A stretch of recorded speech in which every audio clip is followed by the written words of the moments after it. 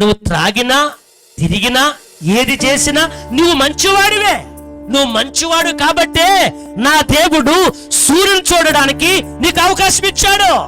నా దేవుడు గొప్పవాడు కాబట్టే ఈ భూమి మీద ఉన్న 84 లక్షల జీవరాశులను నింగి, నేల, నీరు, నిప్పు, గాలి, ఈ పంచభూతములను కూడా అనుభవించడానికి దేవుడు ఈ భూమి మీదకి నిన్ను పుట్టించాడు.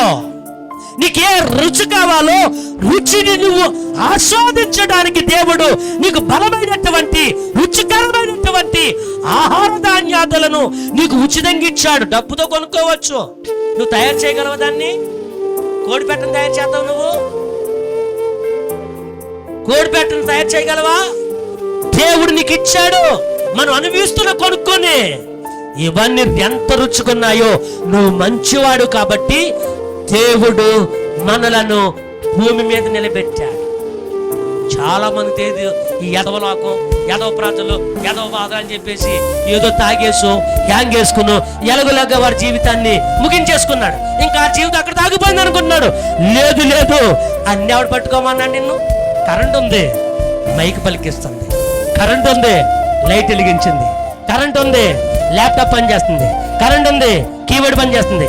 కరెంట్ ఉంది, ఫ్యాన్ తిరుగుతుంది. కరెంట్ ఉంది, ఫ్యాన్ ఫ్రిడ్జ్ తిరుగుతుంది. కరెంట్ ఉంది, చాలా చాలా బాగుంది. ఆ కన్నంలో చేయి పెట్టావనుకో ఎలాగుంటుంది అనుకుని దాన్ని నువ్వు ఎలాగ వాడుకోవాలో నువ్వు తెలుసుకోవాలి.